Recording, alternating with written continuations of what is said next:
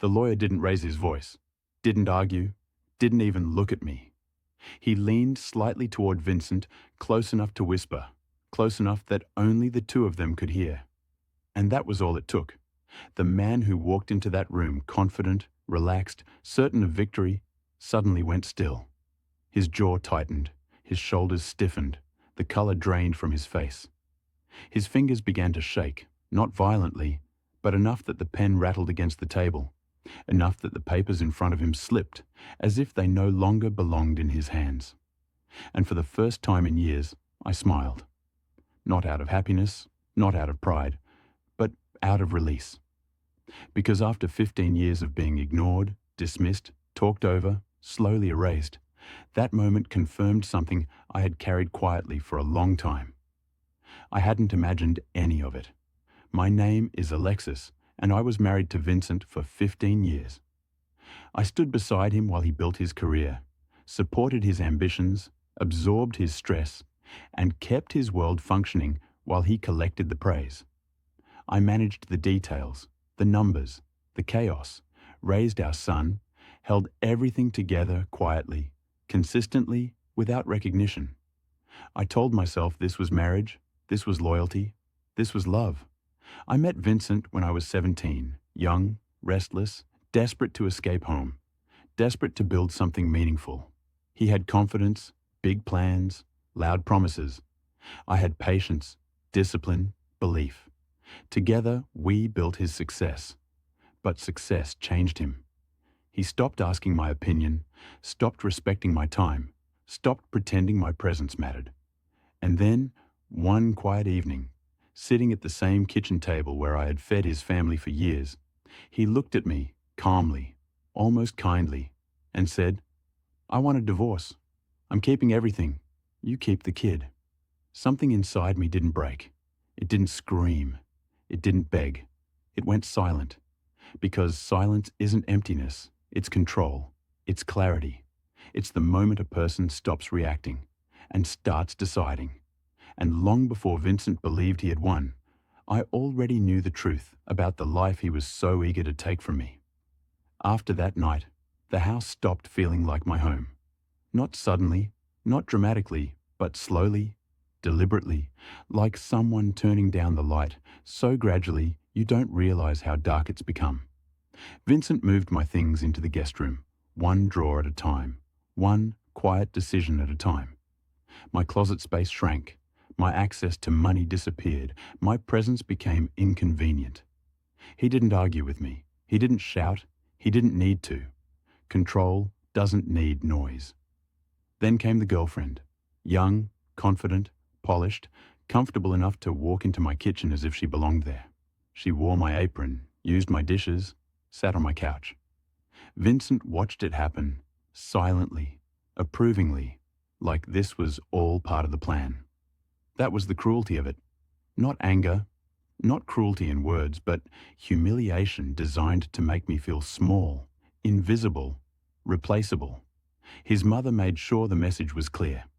She packed my belongings into trash bags, not boxes, trash bags, deciding which pieces of my life I was allowed to keep after 15 years.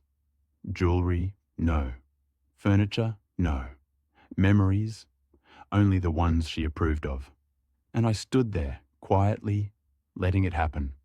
Because anger gives people power over you. And I wasn't giving him anything anymore. The betrayal that hurt the most didn't come from Vincent.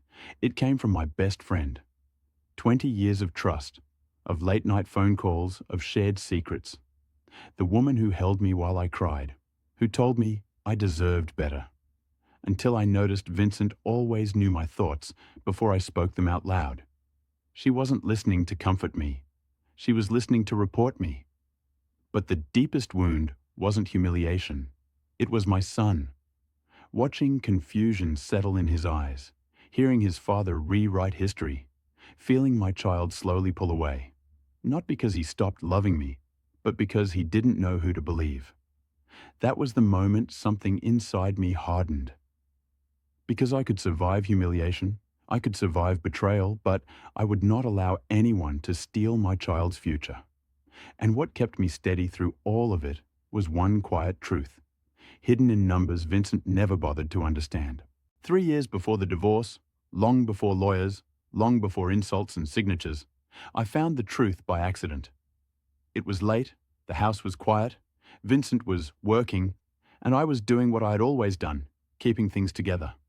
I sat at the kitchen table, papers spread out, numbers in front of me, routine work, invisible work. And then I saw it, a transfer that didn't belong. I checked it again, then again, thinking I was tired, thinking I'd made a mistake. But when I traced it back, another appeared, and then another. And slowly, painfully, a pattern began to form. By the time the sun came up, my hands were shaking. Not from anger, from fear. The house wasn't owned, it was buried under mortgages. The business wasn't successful, it was surviving on borrowed time. The cars weren't paid for, they were leased. The lifestyle, the confidence, the image, all of it was borrowed. Nearly $2 million in debt. Vincent wasn't wealthy. He was pretending. I remember sitting there, alone, listening to the refrigerator hum, realizing that everything I thought we had built was standing on nothing but confidence and borrowed money. And if I confronted him, if I let him know that I knew, he would panic. And panic makes people reckless. So I stayed quiet. I protected what mattered. My retirement, my inheritance, every dollar placed carefully into a trust for my son. Untouchable, documented, legal. I copied every record, every statement, every contract, and stored them where Vincent would never look. Waiting wasn't weakness. Waiting was preparation. Because men like Vincent don't fall when they're challenged, they fall when they believe they're winning. And every day after that, while he grew louder, bolder, more careless, I stayed calm, quiet, and ready. The day Vincent demanded the divorce, I almost laughed. He came into the kitchen, calm, cold, precise, like this was a business transaction and not the destruction of a life. I want the house, the business, everything, he said. And then, as if it was a menu, he added, "You can keep Tyler."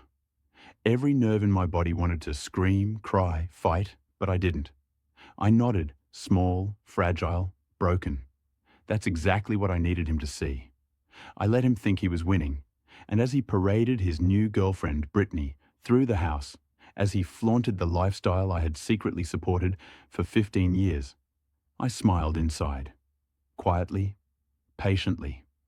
I let my friend Diane, my ally for 20 years, talk to me, fish for details, try to manipulate, and I played along. I let Vincent underestimate me. Every aggressive comment, every sneer, every patronizing, "You'll be fine."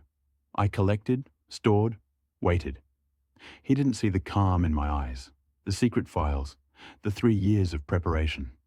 Because now, every action he took, every boast, every move, every display of arrogance, was feeding my plan. I wasn't broken. I wasn't defeated. I was ready.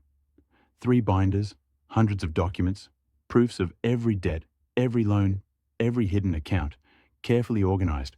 The trap was set. He thought he was getting everything. He didn't know he was getting the debts. And when the papers hit the courtroom, when the signatures were complete, Vincent would finally see. Courtroom 4B, April morning, sunlight streaming through the tall windows. I walked in, small, tired, fragile, hair pulled back, no jewelry. Vincent, sharp, confident, Armani suit, new watch glinting, ready to claim his empire. The judge, experienced, unflinching, presided. The papers were signed, agreements in place. Vincent leaned back, smug, expecting the victory he had long imagined. And then, the addendum, the liability disclosure. Mortgages, loans, debts, obligations, all his. The numbers stared at him like daggers. One by one, I watched his face change. From smug confidence to confusion to panic to realization. He had wanted everything, and instead he got the financial nightmare of his own making. "I didn't understand," he stammered. "This isn't fair." I looked at him, calm, steady, The quiet satisfaction of someone who had waited, prepared, and finally won. The judge, firm, unwavering, confirmed the agreement. Everything he asked for, everything he claimed, was now legally his responsibility. All the debts, all the obligations. I walked out, smaller apartment, sage green kitchen, boxes still unpacked, but free. And behind me, Vincent's world crumbled, faster than anyone could imagine. 3 months later, the empire he had boasted about, the luxurious life he flaunted, was gone. Bankruptcy, lawsuits, creditors, chaos. And me? I had my son, my peace, my freedom, and the satisfaction of a plan executed with patience, calm, and precision.